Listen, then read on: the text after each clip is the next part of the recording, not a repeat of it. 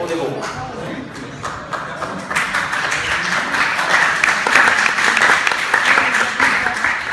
Donc nous sommes l'équipe Smart Hack. Je vous présente Pierre-Marie Laguier. Donc voici mon équipe qui a travaillé avec moi pendant ces 36 ou 38 heures. Donc Sébastien, Jean-Claude, Kevin et Romain. Alors en gros, notre travail sur la box Miami, en fait, on a voulu travailler sur quelque chose d'un peu différent de ce qui a été présenté jusqu'à maintenant, c'est-à-dire de la domotique. On a voulu aller sur quelque chose. Trompe de doigts, très bien.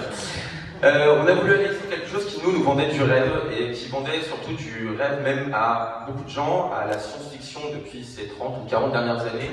Moi personnellement, j'ai rêvé avec Isaac Asimov, j'ai rêvé avec Minority Report, et du coup ce qu'on vous propose c'est de s'affranchir de tout contact physique entre l'homme et la machine grâce à cet appareil qui s'appelle le LEAP et à toutes les interfaces sur lesquelles on a travaillé pendant ces 2 jours. Ouais, je fais attention à la boîte, très bien. Donc dans l'idée, nous avons interfacé un LEAP avec votre V-Box Miami pour offrir une toute nouvelle expérience à vos utilisateurs. Tout passera simplement par le geste. Donc pour ça, on va passer à une démonstration. Avant d'attaquer, que va faire Romain, avant d'attaquer, je voudrais vous parler un petit peu de l'user experience, parce que c'est quelque chose qu'on a beaucoup recherché pendant ces 36-38 heures. C'est à essayer de trouver quelque chose qui soit le plus simple possible pour qu'il soit pris en main le plus rapidement possible et qu'on ait le temps de le coder. Du coup, l'idée, on s'est dit très simplement, on a une main droite qui va nous permettre de faire un curseur, qui va nous permettre de nous déplacer donc vers le haut, vers le bas, vers la droite, vers la gauche. On a gardé une option clic qui ressemble à celle de la souris avec ce doigt-ci. Je ne sais pas si on voit. Et avec la main gauche, on va faire des actions spéciales. La plus importante sur la box, c'est celle de la home, qui se représente avec la main avec tous les doigts. Et après, vous allez voir, Romain va vous montrer 2 ou 3 options supplémentaires. L'idée était de faire en sorte que ça reste le plus fluide possible, que ça puisse être pris en main le plus rapidement possible, et que voilà. Du coup, tu peux te lancer sur la démonstration.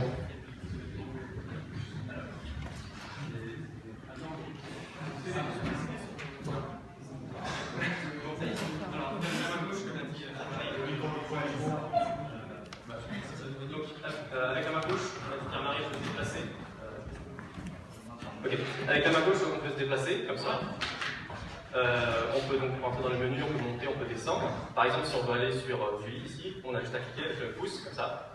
Ici. On est déjà sur Vue en fait. France O, par exemple. Hop, voilà. On peut aller par exemple ici. On peut donc se déplacer dans tous les menus. Etc. Donc avec l'autre main, on peut ouvrir les menus spéciaux. Par exemple, on peut ouvrir la home comme ça. Après on peut changer de chaîne, donc c'est avec les 2 doigts, donc on met les 2 doigts comme ça et après on peut changer de chaîne. Donc là par exemple on est sur France O, puis après on peut aller sur l'équipe 21, Sphère, etc. On peut changer de chaîne comme ceci. Ensuite on peut augmenter le volume avec les 3 doigts, donc on met les 3 doigts et après on peut monter le volume, enfin descendre le volume pardon, et le monter. Ici. Et après on peut imaginer toutes sortes d'autres interactions. Par exemple ici on a créé une interaction où on peut ouvrir une application. Ce symbole c'est ça. Si on se met comme ça dans la box, hop. On va lancer une petite application qu'on a faite rapidement avec Unity. Et on peut par exemple bouger des cercles, etc. Assez rapidement, voilà. Voilà pour toutes les interactions possibles. Du coup,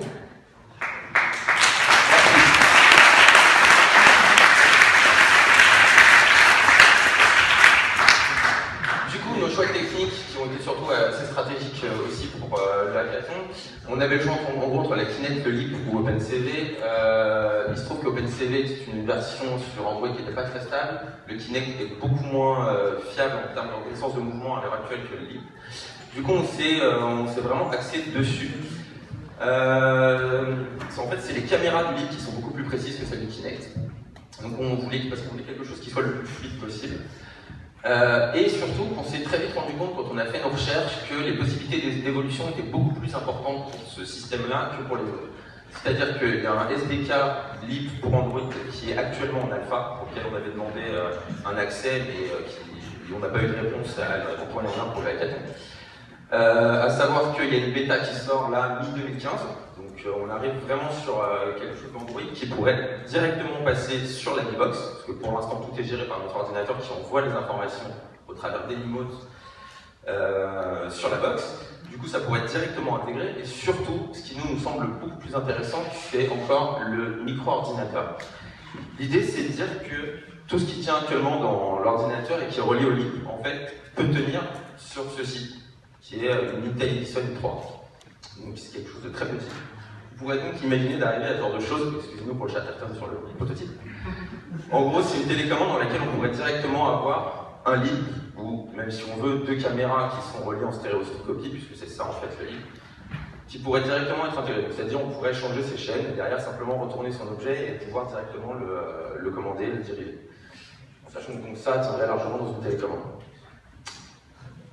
Si je veux au-delà de ça, on a regardé l'ensemble du matériel qu'il faudrait pour faire ça, en termes de batterie, etc., pour avoir un proof of concept complet qui tiendrait entièrement dans une toute petite boîte qui pourrait commander la V-Box.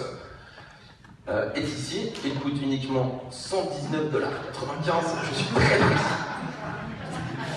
Le LIP, et donc en règle générale, les 2 caméras en reliant en stéréoscopie, il n'y en a pas pour plus de 60 $. Donc en gros, on pourrait avoir un proof of concept complet que nous pourrions réaliser pour 180 $. Je pense que pour des industries, on peut arriver largement à plus 120 $, pas plus, ce qui nous donne quand même un objet, un produit à faire qui serait vraiment à très bas coût, et donc tout à fait envisageable avec les nouvelles technologies actuelles. Du coup, pour finir, ce qu'on adore sur ce projet, c'est que la manipulation par geste parle à la conscience de chacun. Ça donne une impression de liberté, d'interactivité. Ça, on pense que l'utilisateur, c'est quelque chose qu'il va vraiment apprécier, qu'il va vraiment vouloir, surtout que c'est ce que recherche jour après jour la technologie à faire, c'est-à-dire à de plus en plus s'immerger dans le monde virtuel au travers des lunettes, au travers des... j'ai perdu les mots, donc on va rester sur lunettes. Au travers des bracelets connectés ou ce genre de choses, tous ces objets connectés qui suppriment en gros l'interaction de l'humain par rapport à du clic ou à de la machine. Maintenant, est-ce que la vraie fonction du LIP ou de ce qu'on développe là pour la V-Box est un jour de supprimer la télécommande, le clavier ou la souris? Non, pas forcément, il y aura peut-être toujours des choses qui seront utiles avec ça. Mais par contre, ce qu'on y voit, nous, c'est que ça va devenir un objet indispensable en plus du reste. Ce qui va pouvoir nous permettre une vraie solution pour la 3D et une immersion totale. C'est-à-dire que c'est le genre d'objet qui vont vous permettre de vous déplacer dans des mondes en 3D. Vous avez une box qui est sur Android, donc qui va pouvoir télécharger des jeux en 3D, qui va pouvoir télécharger des applications qui seront basées sur la 3D, dans lesquelles on pourra vraiment se déplacer et évoluer, voire même modéliser de la 3D. C'est-à-dire qu'il y a des choses qu'on peut faire comme si c'était de la poterie avec le LIP, etc., qui peuvent être très intéressantes. Et il y a aussi notamment Google qui est un de vos partenaires, qui est en train de vraiment s'axer aussi sur la 3D, sur le fait de pouvoir se déplacer à l'intérieur avec ce genre de technologie faite par geste. Et donc, j'ai fini.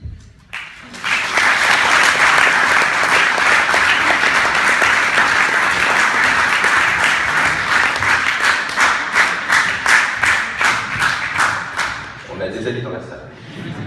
Bien sûr, au contraire, installez-vous. On a un démonstrateur professionnel qui va vous aider, qui va vous faire des démonstrations. On commence par le simple, à droite. Regardez la main flat, ça passe en fait entre la paume et les doigts. Et après, vous pouvez tout simplement vous pouvez faire entrer déjà pour le menu. Un peu plus haut, par contre, pour la main. Voilà. Entrer par le menu, passer le doigt en dessous. Voilà. Et vous pouvez bouger de gauche à droite en pliant, enfin en bougeant, et en haut et en bas, comme ça. Ça basé sur les orientations de la main. Ouais, tout à l'heure. Donc après, pour avoir le menu, passez une fois la main gauche. La main gauche comme ça, avec les doigts et la tête. Voilà. On va passer, ça va avec la main droite.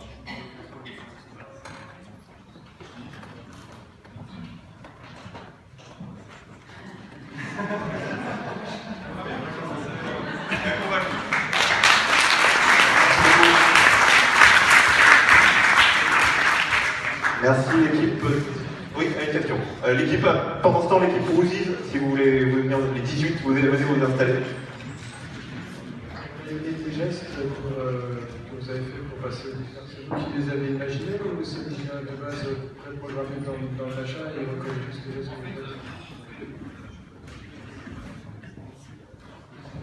En gros, il y avait déjà ces fonctionnalités implémentées à la base sur le LIP qui sont des sweeps comme ça ou des cercles, etc.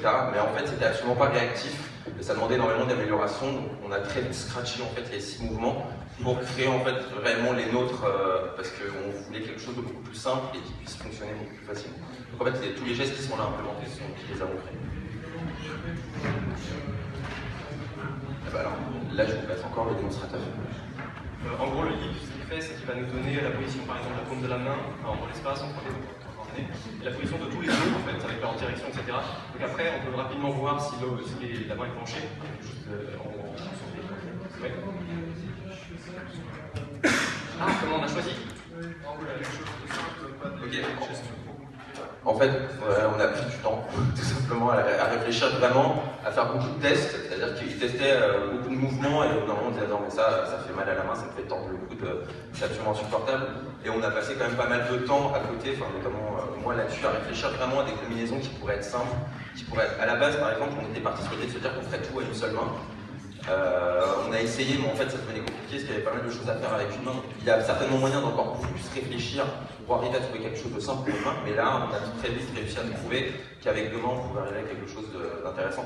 Et en fait on s'est aussi repéré pas mal à la télécommande, puisque c'est ça qu'on voulait interfacer à la base, où vraiment on avait le curseur et le bouton OK au milieu. Okay, donc ça a été réfléchi. Pourquoi? C'est parce que je me déplace avec mon curseur, je vais appuyer sur OK, c'est au même endroit. C'est pour ça qu'on a laissé ça sur la main droite, c'est-à-dire on a juste le curseur, si je clique avec le doigt, ça fait le OK.